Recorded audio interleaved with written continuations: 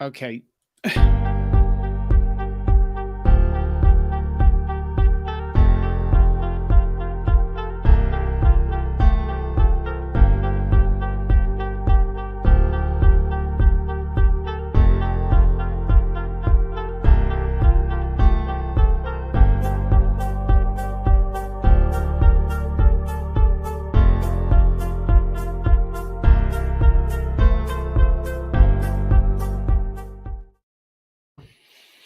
Hello, everybody. That's a good start. Hello, everybody. It's John Johnston, Corn Nation. I'm here with Jack Barsch from Ralphie Report, the SBNation Colorado Buffalo site of evil, which is redundant. And we're going to talk about this Colorado game coming up, this Nebraska Colorado game coming up, because it's one of the biggest games in the nation. And it's going to be fun. We all love college football. We all know what it's at stake in this game and what's at stake in this rivalry, and what's, we all both listen. We all know that Nebraska has been really crappy for the past few years, where they have the longest streak in the nation without a bowl game of FBS Power 5 schools. Colorado has been in dire straits themselves, 1-11 last year, but they have a new savior, and so do we. And those two saviors will clash this weekend in a mighty, mighty battle to determine who weeps and who doesn't. How's that for an intro, Jack? That was incredible. I couldn't have said it better myself. I'm just thinking of, I guess both fan bases of the Black Knight from Monty Python, where they keep chopping off limbs and we keep saying it still only counts as one. We're ready. Thanks. Tell me about Ralphie Report. Tell me about yourself. You're a younger guy. I'm old and crusty. I've been through a lot of battles and fights, and the scars are on the inside, kind of thing. How long have you been with Ralphie Report, and how's that going? I've been writing for Ralphie Report for almost 10 years now, which is crazy to say. So about a decade of, like you said, almost entirely ineptitude to write about, which is fun. I actually grew up a CSU fan first. It's where a lot of my family went. So I went to a lot of CSU games as a kid. And then fell in love with the Buffs when I went there. It's been a wild ride. Ralphie Report, like every other CU based thing, has seen a pretty big uptick since about December 2022. Can't imagine why, but we also are riding that wave. And it's a fun time to be a CU fan, and it's a fun time to write about CU. Okay. The obvious first real question I have to ask you is, do you believe? I'll start talking so we can cut me off again and ask me again, just to make sure we really hit that press conference like he did. I thought I did. I thought I was being optimistic by saying that CU is going to keep it within 10 points against TCU. And I guess I wasn't enough. I wasn't optimistic enough. So I think anything other than CU by 50 the rest of the way out tells me that I don't believe, right? Oh my God. He's keeping the receipts. That's what we learned, is that he's keeping the receipts, and you could possibly be, challenged if you're ever at a press conference with him. Yeah, well, the C and CBS stands for Colorado now. We're keeping those. There's going to be some long receipts. Because a lot of people, over-under is still 3.5 wins, I think, in Vegas. I might have bumped that up a little bit. So might be a lot of receipt-keeping going on in Boulder. Is it really still only 3.5 wins? They might have bumped it up to 4.5, but there's still, there's a lot of, caution on the odds maker side, which I kind of totally get. I've seen this online, but maybe last week was a Notre Dame Texas Mirage. If you remember that top 10 matchup where both teams ended up missing a bowl, So I think there's still a lot of caution with Colorado because it's still brand new, right? No one really knows what a team built like this is going to look like for 11 more games. So there's been, what is the line right now is Colorado by 3. Yes. And apparently there's been more betting on this game than in the history of all human betting ever. or all of the rest of the NFL games combined, and apparently like Yeah. all of college football, there's massive, and most of that money, like 80% of that money is on Colorado. Yeah, it was this, and then I believe it was Achilles versus Hector in the Battle of Troy. I think those were the two most bet on matchups ever. I'm just glad that this one's number one. And like you said, I mean, CU is going to be a public ride all year long. So a lot of that money is going to come in after what we saw last week. So, well, let's talk about what we saw last week. Shadir Sanders, I have pronounced his name terribly wrong a lot. I think Monday night we did a show and I called him Shittier Sanders because I'm terrible with names. I didn't even mean to do that. People in my comment section are like, you realize what you're saying. But Shadir Sanders, I think he came out, he played, Jacksonville State. Mm-hmm. A lot of people said, well, he can't play Division I. I think he proved he could be a Division I quarterback. Not under pressure. He looked fairly accurate and, quite frankly, a pretty decent quarterback to me. What's your take on this Sanders, Mr. Sanders? Yeah. So Shador, like you said, had never played FBS football before. And he had offers out of high school, but how much of that, a lot of quarterbacks have offers out of high school and end up doing nothing with it. So I think it was a lot of bated breath before the game on Saturday. Word out of camp was that he was dealing, but how much of that, when you're playing yourself, how much of that is the defense being bad versus the offense being good? And I guess what we saw on Saturday was a little bit of both. So Shadur Sanders came out, looked incredibly calm. I can't remember the last time I saw a CU quarterback step up in a pocket and deliver a throw, anticipating where the wide receiver is going to be. It's been a long time. It's been a long time. So there's a lot of elation on our side, I think, with just like seeing what competent quarterback play looks like. It's hard to find that in college, I think, and that was not something that I was expecting that quickly and that fully. And I think TCU, has been much maligned, I think, on the defensive side for good reason. But even against air, CU quarterbacks weren't doing that last year or the year before, and it was great to see a calm presence, a guy who can run the game, who can, have checks into the right plays, always looks like the right guy going through progressions. It was great. I can see why people like it so much. Oh my God. Oh, okay. I gotta catch my breath. Okay, Travis Hunter. Travis Hunter played both ways. He played over 100 snaps. Let's see what else he had. 4 receptions, 119 yards, game-saving interception. Travis, we know that he played both ways at Jacksonville State. Do you think he can keep up the entire season playing both ways at an FBS level? So, just in terms of raw probability, no, right? That's so many snaps to play over 12 games, and it just you're doubling the chances of something going wrong every game. So that is crazy to think about. It's crazy to think that he already did that in 120-degree on-field heat and at TCU. That I really don't understand how that happened and how a lot of the plays he made were in the fourth quarter. It wasn't like he was tapering off in the fourth quarter. He had that huge 3rd and 16 catch that was about 50 yards downfield with 5 minutes left. And I really don't get how that happened. So maybe he just does it all year, and it's just one of the most Iron Man seasons we've seen in a long time. But I just don't see how that's possible. That's also kind of a next week problem, right? I think he's going to play as much as possible against Nebraska. And then maybe hopefully against CSU, you put in the backups in the third or fourth quarter and give him a little bit of a break before a gauntlet in conference play. But yeah, Travis Hunter at Jackson State did some of that, but he's also hurt his freshman year. And I think part of it's because he was doing so much. So that might happen again. And Fox reported that he had a bruised sternum for the TCU game. I didn't see anything like that.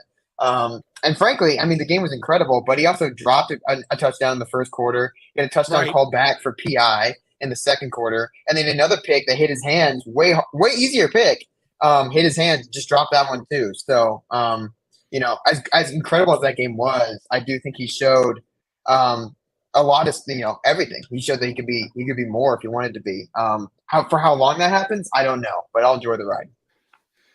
4 100-yard receivers. Yeah. I mean, we've heard about Travis Hunter. Who are the other guys that we Nebraska fans have to keep an eye on, or who should we look out for? That was one of the two very sad stats I saw in the broadcast against TCU was 400-yard receivers in one game. We had 2 as a team last year throughout the entire season. And then also the halftime lead against TCU last Saturday was the first halftime lead CU's had since 2021. So, it's very sad stats. But to answer your question, Travis Hunter, of course, you got to watch for him. Xavier Weaver comes from USF. He's a 5th-year senior. He was number 10. A receiver's receiver. He catches everything thrown at him. He's smart with how he runs his routes. He finds little weak spots. He's kind of big, kind of fast. He's kind of good at everything, but he's not crazy good at one thing. Jimmy Horn Jr. is fast and shifty. He works out of the slot. He had the most catches last week at 11. And he's kind of a bowling ball too. Hard to bring down on his first piece, but really fast, really quick, and runs some tight routes, but definitely an inside guy. And then the last 100-yard receiver is Dylan Edwards, and 90 of his 130 yards receiving came on pass from behind the line of scrimmage. So those are catches, but also kind of runs in this offense, right? Where one of the touchdowns he had was like a little pitch toss that counted as a pass because he was technically ahead of the quarterback, and one was a screen pass. He took 70 yards, but incredibly fast player. Just pure speed as a true freshman running back. He had one nice run that ended up being a fumble, which he's a freshman, so you want to clean that up, but those things will happen. He's just he's incredibly shifty. Another thing to note is Javon Antonio was a starter last week. He had no catches, went out with an injury, and he will be out this week as well. But he's the biggest body. He was 6'3", 6'4", 220, and he won't be playing this week either. Well, I've done a few YouTube videos about the game and about Nebraska and, about our loss to Minnesota. That was, normal because we lose by 1 score. That's what we do. And I have had massive numbers of Colorado fans come in and make really nice, congenial comments on my YouTube channel. And one of them said something about the running back, and I don't know who is that Dylan Edwards? Yeah, it is. Dylan Edwards is the running back for last week. Yeah. The guy, another guy I think CU fans are waiting on saying he's not going to play this week. But Alden McCaskill was another transfer in from Houston.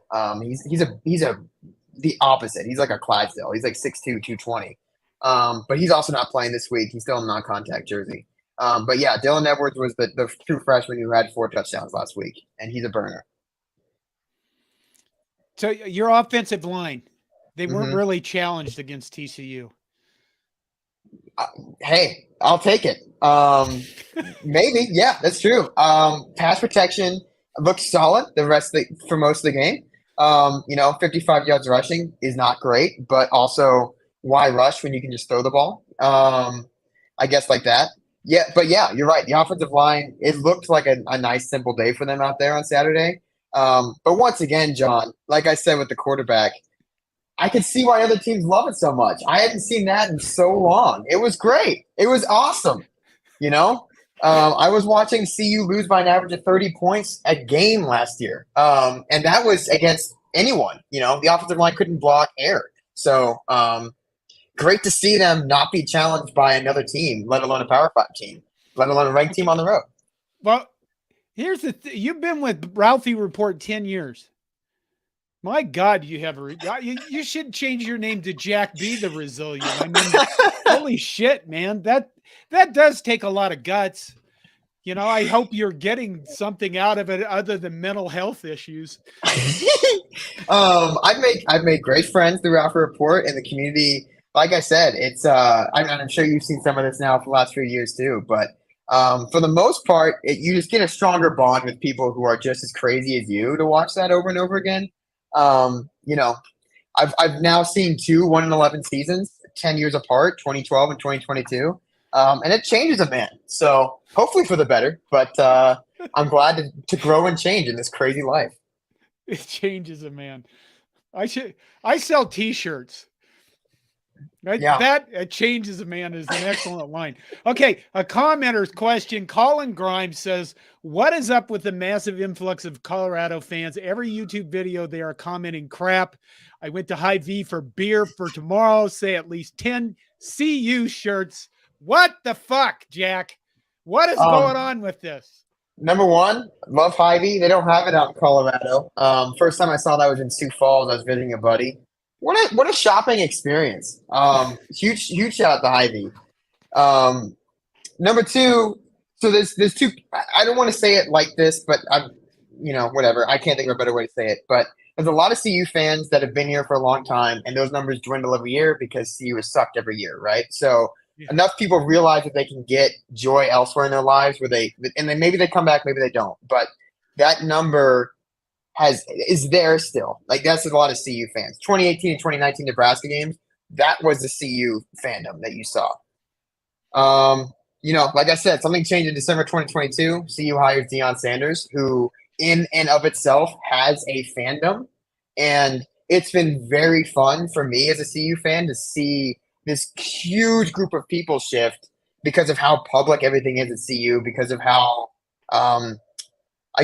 open it is. All of these people become CU fans because of who the head coach is, and they're just everywhere. I mean, CU right now is just everywhere, which I'm sure Nebraska fans don't appreciate necessarily. I don't know how much I would like it if it wasn't my team, but that brings together a whole nother part of the fandom.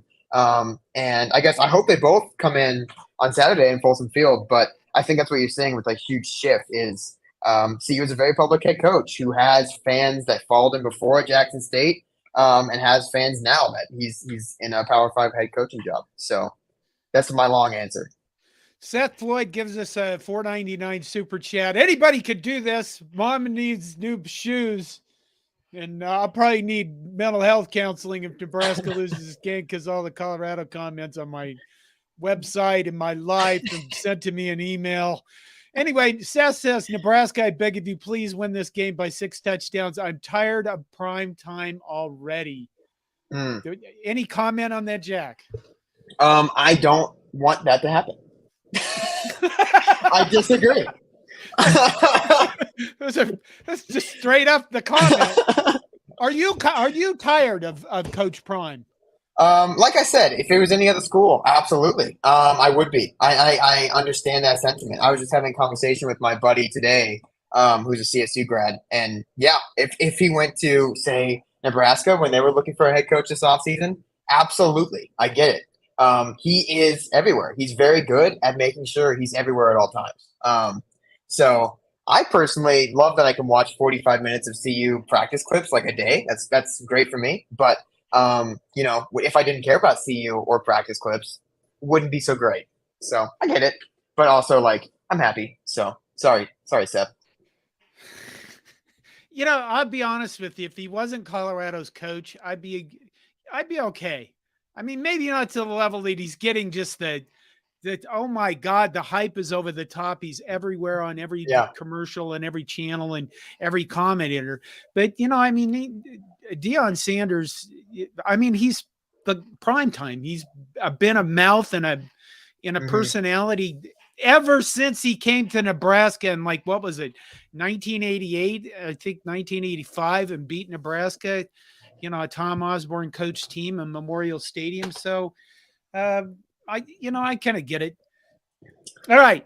Defense. Yeah. Defense. Oof. Tell us about your defense. Okay. Number one thing to say right off the bat is if you think this one was bad, last year's was literally the worst in the country. So still improvement, man. It's brand new, as is the entire team, right? The entire boat is built out of brand new wood. Charles Kelly's the defensive coordinator. He was at Florida State when they won the national championship under Jimbo Fisher. Then he moved to Alabama, where he was for the last 4 years as the defensive back coach, safeties coach under Nick Saban. And that's where CU hired him from. He runs an Alabama-style defense, so it's kind of pro side on the back where it's like a matchup zone thing in the secondary. And then it's going to be your classic 4-3 with some sprinkles mixed in. Maybe base nickel look up front. Yeah, and it's all new people, light on size, as I'm sure Nebraska fans have seen all week. I think 2 players over 300 pounds, and one of them was at fullback last week for one play. But yeah, it's kind of a smaller defensive front. Some good players in there, some SEC starters that were starting last year that transferred in, which is great, but definitely smaller. And I would say the speed on the outside, Travis Hunter obviously is the main event on both sides of the ball. But there's some other great cornerbacks in there. Amarian Cooper gave up 0 catches last week, so the other cornerback seems to be doing okay. And then, of course, true freshman Cormani McClain, who is the number 1 cornerback in 2022 class, hasn't played other than special teams so far this year, so he's still waiting in the wings as well. Yeah, and Shiloh Sanders, Deion Sanders' other son, starts at safety for CU and led the team in tackles last week with 10. So there you go. Okay, so basically what you're saying is if the Nebraska doesn't throw the ball at all, you're in trouble. Yeah, I would go get some Tommy Frazier in there. Let's go get some single wing tee. Yeah, and let's see what happens. I would say running the ball was how TCU won a lot of different reps, and that's where CU looks to be the worst. I will say, looks like we're going to completely rotate out the starting linebackers last week because it didn't seem like the coaches were too happy with that. There were no starters this week in practice, so it might be that you see brand new some players out there for the linebacking core. But yeah, definitely soft underbelly in the CU defense. But like I said, better than last year, so we're trending up. Okay, so depth. Does Colorado have depth, either on offense or defense? Yeah, I don't know what. I guess in terms of proven depth, not really. But also, I'm thinking like, does anyone past your classic teams have that much proven depth? Maybe not. Probably more so than Colorado, but I guess depth is where you kind of expect it to be. Skill positions, I would say the cornerback room is pretty solid. I would say the safety room is the deepest one on the team. Running back room is really deep. Wide receivers room is pretty deep. And the opposite of that, the quarterback room is one person. So if Shedeur Sanders, God forbid, takes snaps off, that line's going to flip real quick. So you better hustle to your sportsbook app.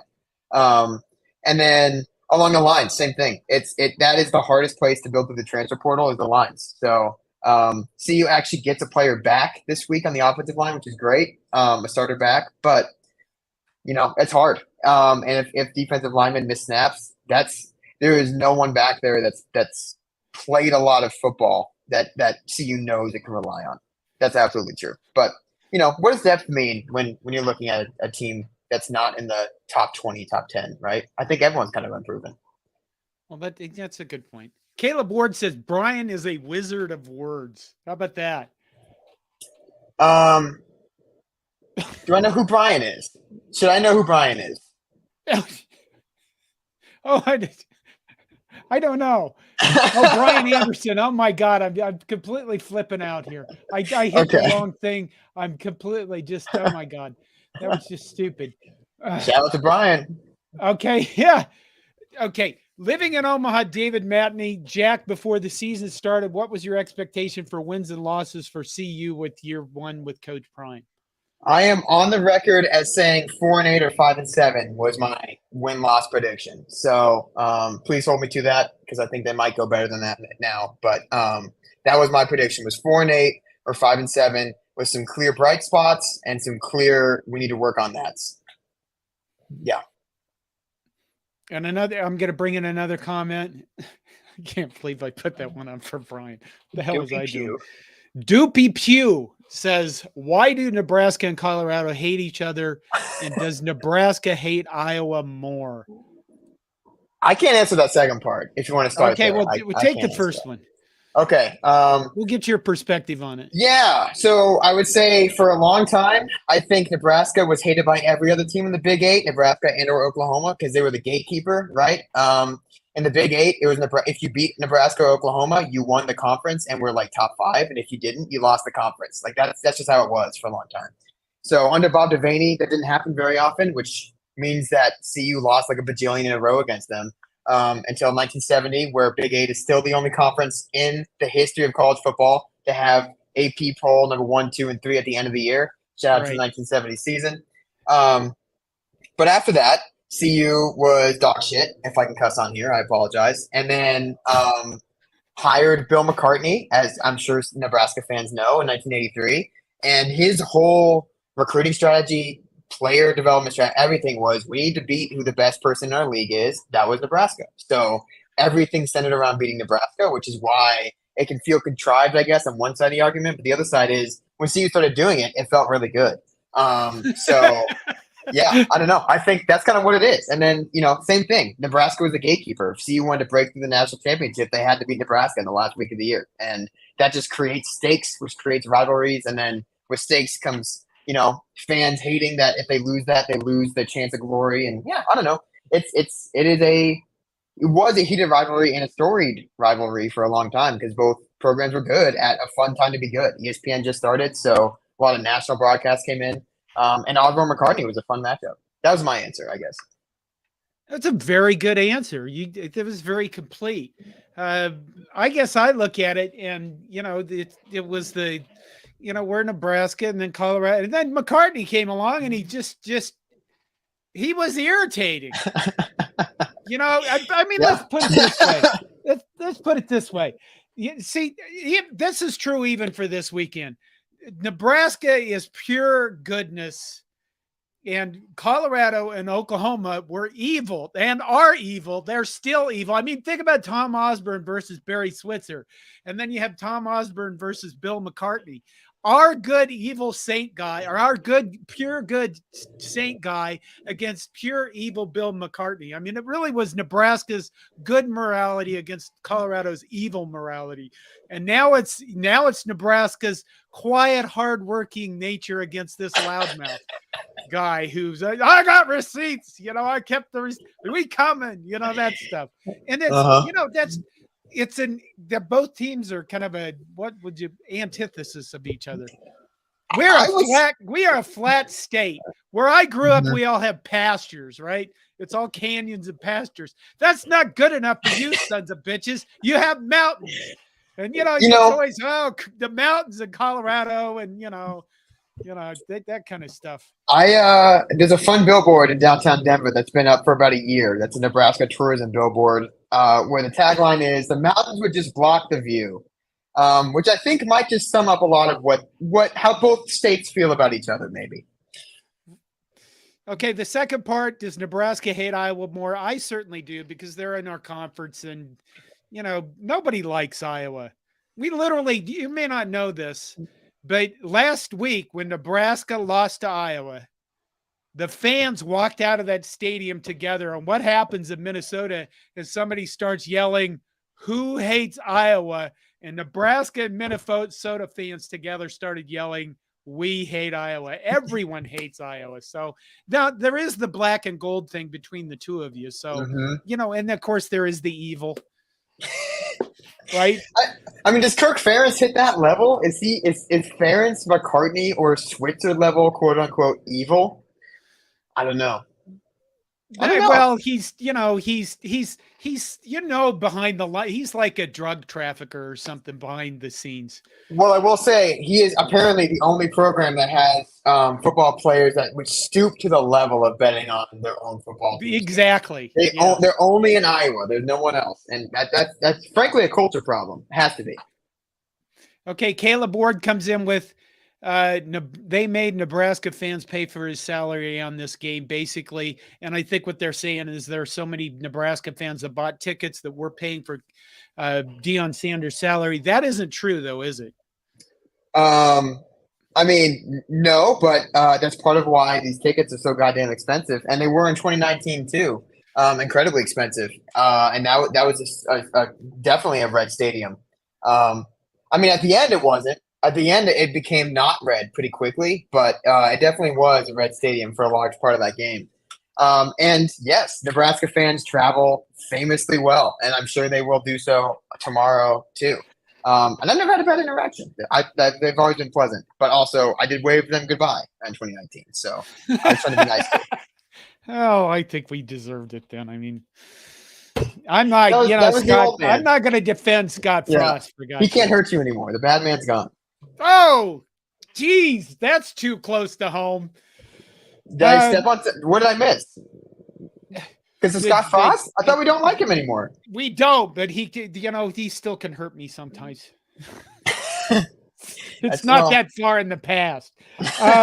Now, my understanding is that Colorado fans donated $28 million.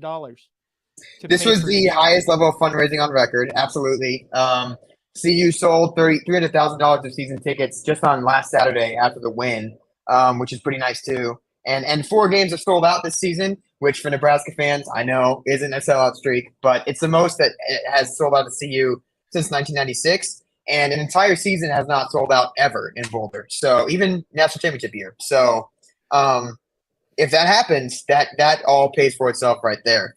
And yeah, I mean, he's getting paid a lot of money, but also at this point, I'm like, it's all worth it, man. 7.5 million people watched CU win last week. I'm pretty sure that was the total viewership for CU season last year. So, hard to quantify that, but it's a lot of eyeballs. So what? Okay, my next thing I made notes. Oh, nice. Yeah, my next thing is media hype. Yes, I mean, we're good at that. Could it get any bigger? I guess I don't know if God forbid CU wins this week. It's going to be pretty crazy. CU would be 3-0, presuming they beat CSU the next week after that, heading into an Oregon game on the road. They would both be ranked, presumably in the top 15 also then. That's going to be pretty nuts. But I will say this is part and parcel of why you hired Deion fucking Sanders as your head coach. I cussed again. I apologize. But no, you need to know something. I am famously known for swearing. Okay. Well, I figured.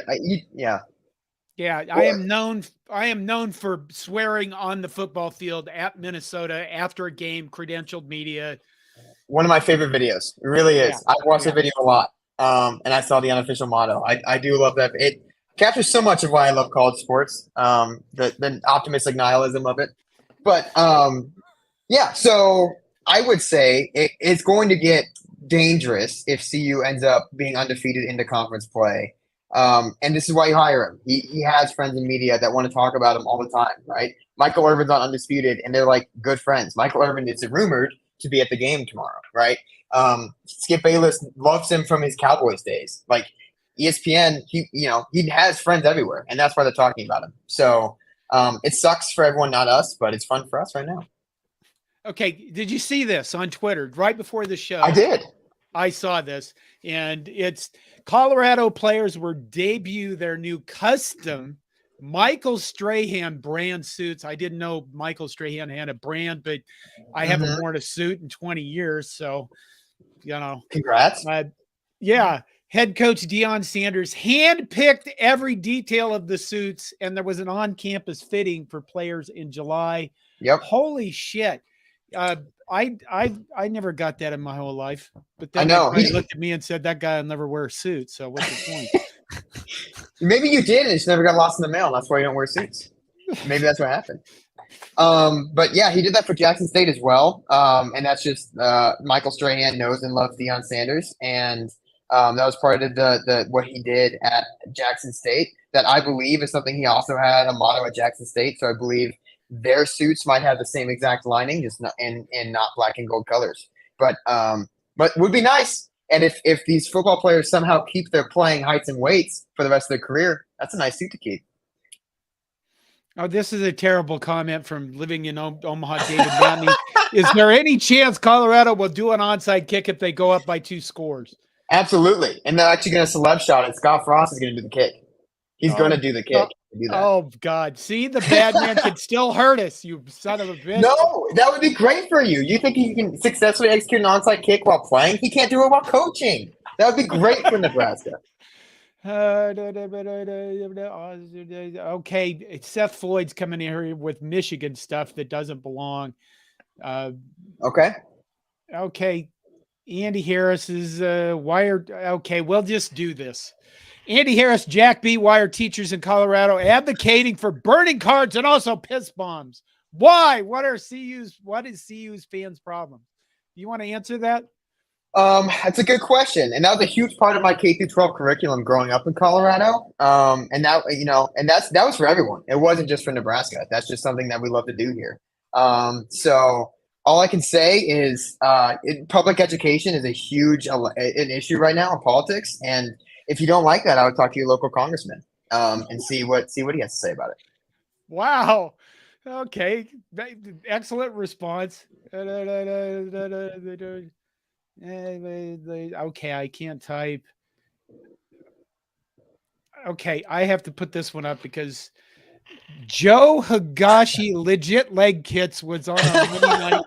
He was on our Monday night show where my sidekick is a friend of mine from college, another crusty old man. And he said, just tell Todd to remember the bet CU wins. He has to do a truffle shuffle. We keep receipts. John, CU is going to ball, bro. Good luck. You'll need it. Well, good. Thanks for the good luck there, Joe. That's an old school fighting reference. That's like early 90s fighting game reference. Good for him. Okay, this next one segues into my next actual line here. Seth Floyd, Jerry Jones will hire Prime. There's been a lot of I have had a lot of comments because in one of my videos I said that Deion Sanders was all about himself and he'll move on as soon as it fits him. What is your comment on that? I totally agree with you. I think saying anything other than that he will move for the best opportunity for him is folly, but I think that's true for 99.9% of jobs in college football. Right. So, yes, I totally agree with you. I guess I personally, in my head, am thinking if whenever Shore leaves for the NFL is when my clock starts ticking, but we'll see. I don't know. You can delude yourself into thinking it's longer, and maybe it's not delusion. Maybe he just falls in love with the state of Colorado. But I would say, what an incredible problem to have. See, you had one coach that was hired away over the last 25 years, and that was after 1 year where he went 5-7. So maybe that happens again. Maybe CU goes 5-7 this year, and Jerry Jones decides that he needs that for his Cowboys. Or Clemson decides that Dabo Swinney is not tenable. Whatever. Maybe that happens again. But I think firing so many coaches in a row also tells me that I'd rather them get hired away than fired. And I'd rather them stay too little than too long. Well, I mean, let's talk for a minute about where Colorado's been. I mean, Nebraska is, we've been at the heights, probably the biggest heights of anybody, with the exception of maybe Alabama in college football. And Colorado has not. They've had the national title under McCartney. You haven't had those heights, but at the same time, you've had a lot of depths. Before Deion Sanders was hired, and I think when he was hired, everybody was like, oh my God, they're insane. But then you kind of backed off a little bit and you went, oh my God, that's actually brilliant, because if it works, then holy shit. But if it doesn't work, then you're really not any worse off than you were before. Exactly. So, I mean, it's like you said, one coach hired away in 25 years. Yep. And everybody else fired. One of the things that's always, when I think of Colorado, I always think that there's this state law that doesn't allow coaches to have multi-year contracts. Is that true, or is it not? What's the deal with that? So okay, I'm going to answer this in like the most grandiose way possible. So if you have music to play me off at some point, that's totally fine. But the administration in general, even during Bill McCartney's tenure, was ambivalent at best to football at CU Boulder, I would say.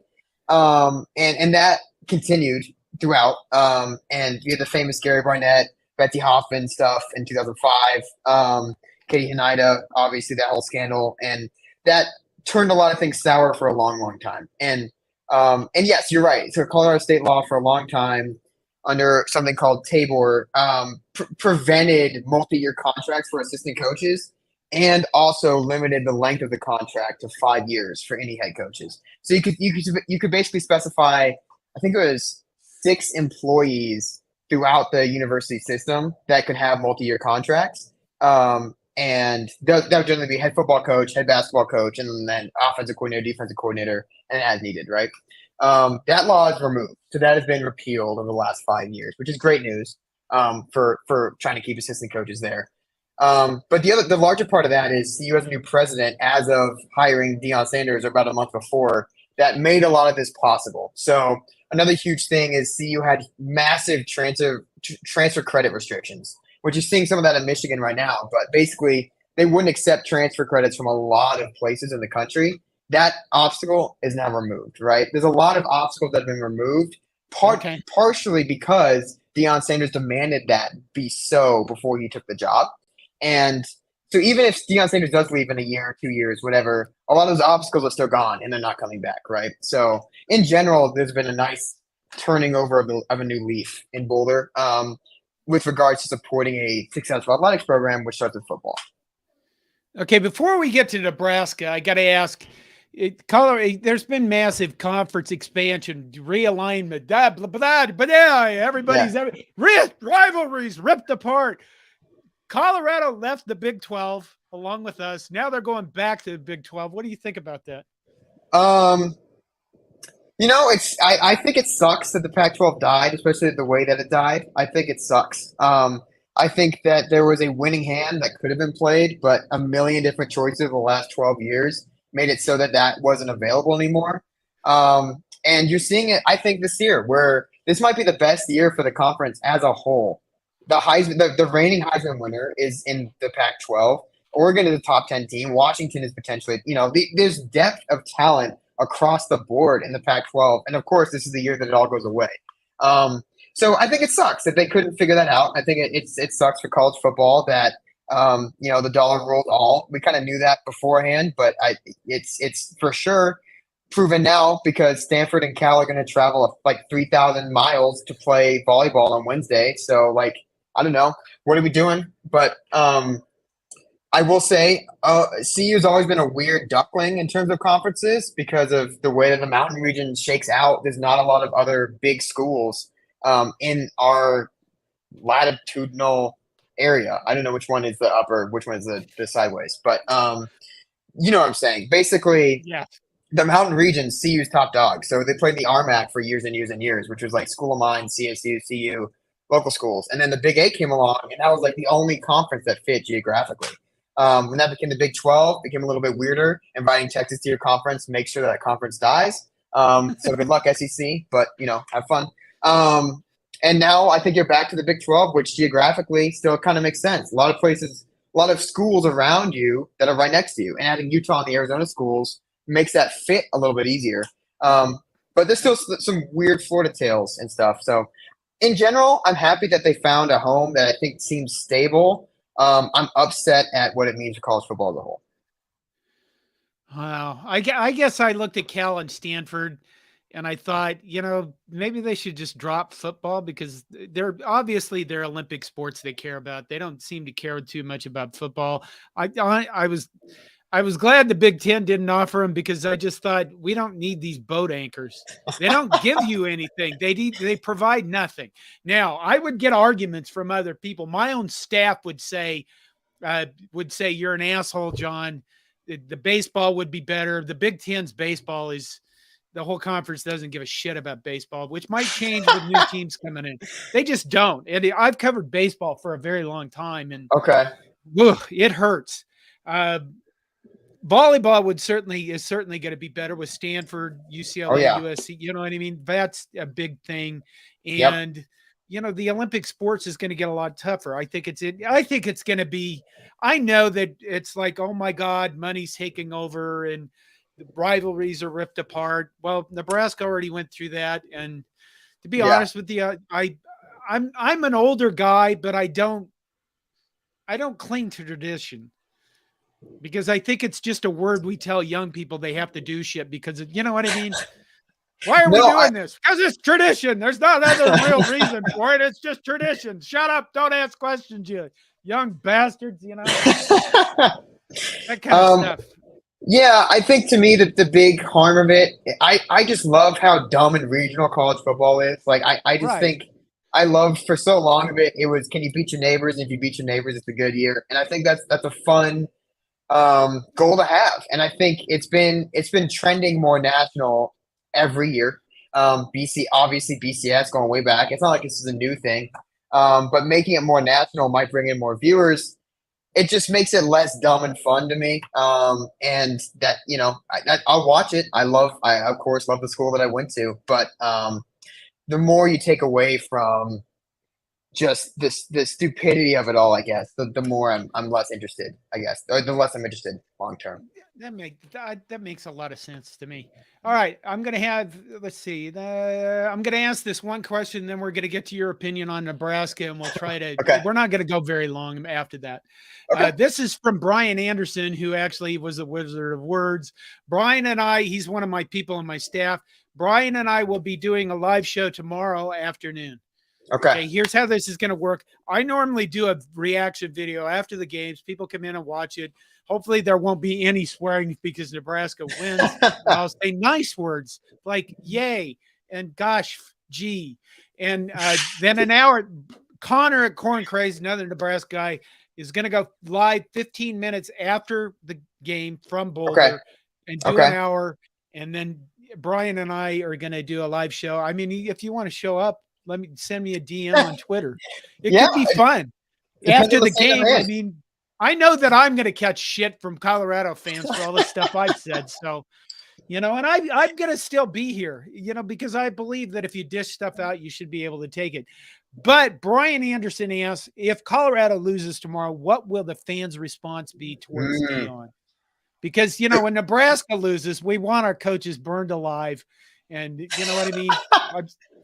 And right, bring the effigies out. Yeah, absolutely.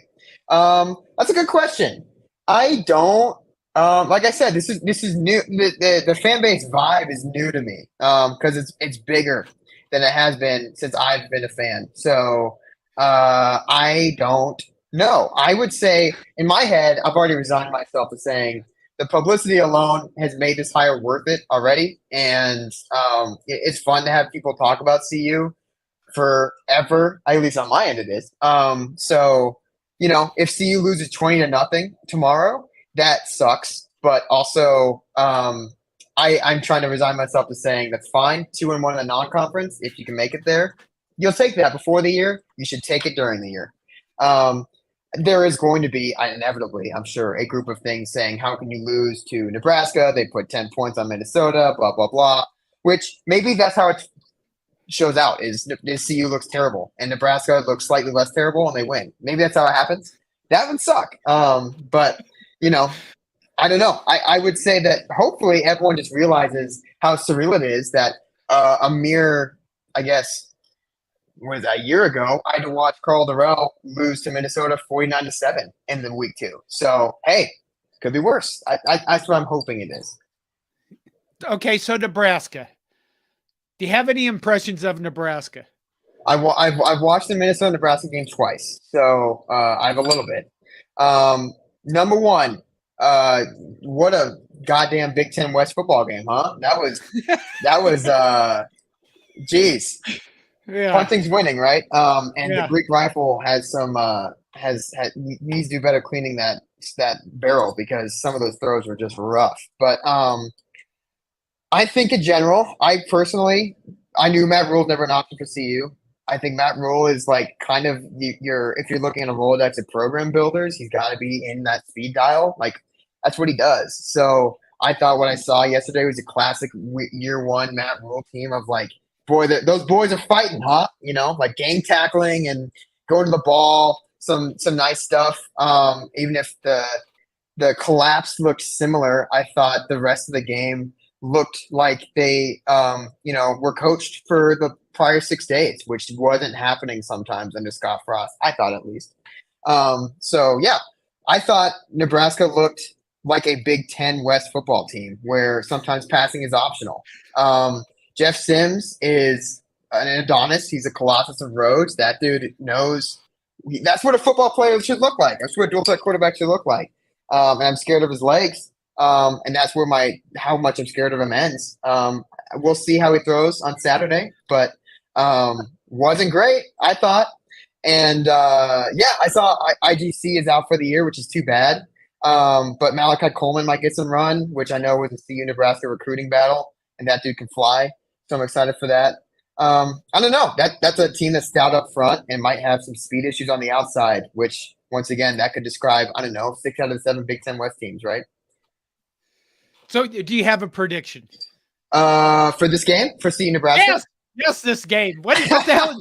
Prediction for the end of the world. I haven't started that cult yet. So Deion Sanders is going to start this thing called the Promise Keepers, and he's going to. I'm just kidding. That's a Bill McCartney joke. So, anyways, I think CU Nebraska. The line is 3 right now. That flipped 12 points over the weekend, which is pretty crazy flip in gambling. And I think 3. I don't know. That kind of might be where I put it. So I think Nebraska will not try to do what TCU did, which is run a million plays, and that helps CU, right? That helps Nebraska, right? Where if they can slow it down and just 3 yards cloud of dust it, right? Keep Shedeur Sanders off the field, that will help. I'm worried about. I shouldn't say I'm worried, but if I'm CU, I'm attacking what I don't think is a lot of speed on Nebraska's outside of the defense. I didn't see a lot of. I think TCU is faster than Nebraska is, but I think Nebraska will probably tackle a lot better. So I'm predicting a lower scoring game than last week. I am a CU fan. I am predicting that CU wins probably by a score, a touchdown, I hope.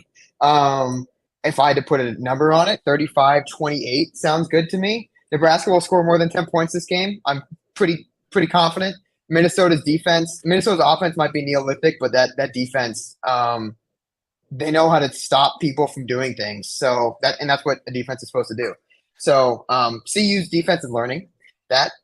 So Nebraska will look better. And I also don't think Jeff Sims, I don't know if it's possible to have a worse game, but I don't think he's going to have a worse game than we had last week. So I think he's going to actually throw pretty well. I doubt he's going to run 20 times again, but we'll see. I don't know. 35-27 CU sounds good to me. 35-27 CU. I've said it. I predicted this game like 4 times and everything's different. I'm going to go like 24-21 Nebraska. Because I just, here's the thing. I did a video just before this on YouTube. Okay. And an article on we can do these SBN React surveys. Yeah. Right? Do you ever use those? We did. Oh boy, we did for like firing surveys last year. I think, and maybe under McIntyre, but not in a while. I'm gonna real quick upload the last question that I asked of Nebraska fans in this week's survey and show it here. And it's sad. Will Jeff Sims throw an interception against Colorado? Literally 88% of Nebraska fans said yes. I with 17% saying, isn't this certain? So, I guess if I think if Nebraska just slugs it out on the ground, we never throw, we're a service academy. That's what we run for an offense. I think we can keep the offense for Colorado off the field.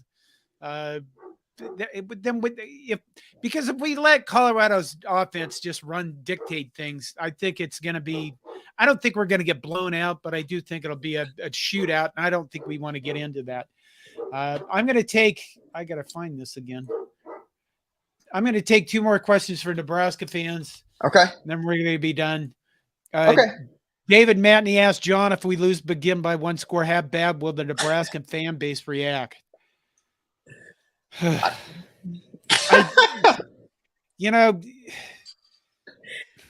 Jack said effigies. I think that people will look for more than effigies. That's the problem is we went through this entire offseason. I mean, look at Colorado. They went through this offseason with a guy who uses media, understands media. Media loves him because he provides them with stories. We did the same thing, but we just did it to Nebraska. We didn't do it nationally. People all over the nation didn't go, I love Matt Rule, because he said fallback 38 times. we bought into that, and you Right. know, in the first game, he was again, you know, oh my God, it's Scott Frost. He lost by 1 score. If we lose again by 1 score, I just thinking there's gobs of people jumping off the bandwagon, or they're just getting guns and forks and pitchforks and torches. I've been doing this a long time, and Nebraska fans largely react the same way. You know, we go insane for like 2 days, and then by the next week, we're gonna we're gonna win the rest of the games. You know, Can I ask a question based off of that? Oh, sure. Yes. So if it wasn't 1 score, if Nebraska lost by say 62-36, is that easier to stomach than 1 score loss? Maybe that's fucking that score, Jack. Not that score. Maybe it'd be easy to stomach if it was like, I don't know, 42-17, but not 60. You had to get that in here, didn't you? Oh, I did. Yeah, I did. I figured. I kept thinking, what the hell is this guy doing? And here we go. Here's the last question of the night. Thank you for the segue. Owen Walker says we lost everything at Folsom Field back in 2001. But can we take everything back and spark a new era in Husker football with a win tomorrow? Yes, Owen, we can. Good can defeat evil. That's what this is about. And crushing the evil Colorado Buffaloes into the ground and smiting this media hype. There you go. But would evil smile be so infectious, John? That's my question to you. How could evil smile be so clean like prime times? It can't. Oh my God. Okay, I think we're coming up on an hour. It's not my bedtime, but that is kind of a place I go when I'm streaming. Is after a while it gets to be exhausting. Okay. David Matney says we tackle in practice now, so you should be afraid. They never did that under the other guy. He also says, I hope it's only 1 interception and not interception. So it's like we're giving you a turnover already. Let's see. James Marshall, 34-31 Nebraska. I like that score. I can see it. One Vision comes in with who wins in a hypothetical in 3 years, Dion or Rule? Matt Rule. He's going to win tomorrow. For God's sakes, man. There you go. I think Matt Rule's building, like I said, I think they're building for their separate conferences. Matt Rule is a Big Ten team in 3 years. That's going to be, it's going to be a lot of big boys. Well, I would.